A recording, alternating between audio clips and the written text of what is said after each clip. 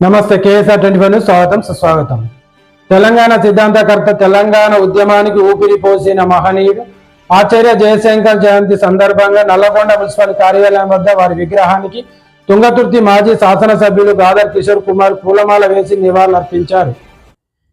ఈ సందర్భంగా గాదర్ కిషోర్ కుమార్ మాట్లాడుతూ తెలంగాణ సిద్ధాంతకర్త వారు కేసీఆర్ గారికి చేదోడుగా ఉంటూ ఉద్యమానికి స్ఫూర్తి కలిగించారని, కానీ వారు తెలంగాణ వచ్చేంత వరకు జీవించి ఉంటే ఈ 10 సంవత్సరాల తెలంగాణ అభివృద్ధిని చూసి సంతోషించేవారన్నారు.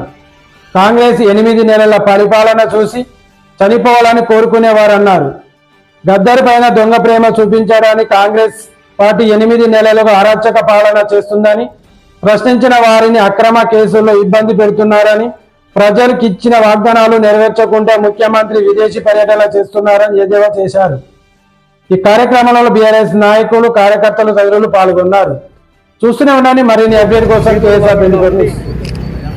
తెలంగాణ ఉద్యమం నలుదిక్కులా వ్యాపించడం కోసం అహర్నిశలు శ్రమించినటువంటి తెలంగాణ సిద్ధాంతకర్త అయినటువంటి ప్రొఫెసర్ జయశంకర్ గారి జయంతి సందర్భంగా ఉమ్మడి నల్గొండ జిల్లా ఉద్యమ రథసారథి అన్న బండ నరేందర్ రెడ్డి గారు, స్థానిక మాజీ శాసనసభ్యులు అన్న కంచల భూపాలరెడ్డి గారు, మిగతా మిత్రులు అందరం కలిసి ఈరోజు జయశంకర్ గారి విగ్రహానికి పూలమాల వేసి వారిని స్మరించుకోవడం నిజంగా కూడా గొప్ప విషయం.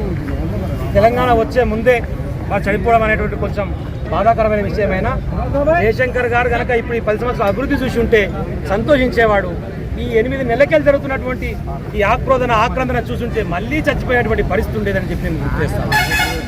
ఎందుకంటే ఈ 8 నెలలుగా జరుగుతున్నటువంటి ఒక దౌర్జన్య కాండ, ఒక హోంమంత్రి ఉండడు, ఒక విద్యాశాఖ మంత్రి ఉండడు, మాట్లాడతాన్ని నేనే అంటాడు, పోయి అమెరికాలో వంతాడు. ఇక్కడ జరుగుతున్నటువంటి దౌర్భాగ్యాల గురించి మాట్లాడేటువంటి, ప్రశ్నించేటువంటి గొంతులని అరెస్ట్ చేసి లోపల పెడతాడు.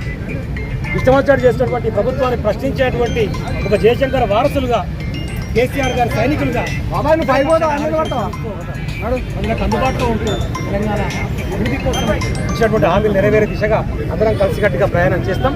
అదే సందర్భంలో గద్దర్ గారు వారి యొక్క మొదటి వర్ధంతి, నిజంగా వారిని కూడా ఈరోజు ఆత్మ శోభిస్తున్నటువంటి పరిస్థితి. బయటకు చూపిస్తానికేమో ఎన్నికలు రాగానే వాళ్ళ బిడ్డకు టికెట్ ఇచ్చి కంటోన్మెంట్లో పోటీ చేపించి గద్దరి మీద ప్రేమ ఉన్నట్టు వలకపోసినట్టు నాటకాలు చెప్పుడు. అదే మళ్ళీ బై ఎలక్షన్ రాగానే పక్కపాట్లకి వచ్చిన తీసుకొచ్చి పెట్టి వారిని గెలిపించుకునేటువంటి ప్రయత్నం చేసి, ఇలాంటి నక్క వేషాలు వేసేటువంటి మిస్టర్ రేవంత్ రెడ్డికి తగిన బుద్ధి చెప్పడానికి తెలంగాణ సమాజం సిద్ధంగా ఉండాలి. ఈరోజు అటు జయశంకర్ గారు ఆత్మైనా, గద్దర్ గారు ఆత్మైనా ఈ దొంగ చేసేటువంటి పనులను చూసి చూపించేటువంటి పరిస్థితి అనేది అర్థం చేసుకొని చెప్పి అందరికీ విజ్ఞప్తి చేస్తాం. జై తెలంగాణ.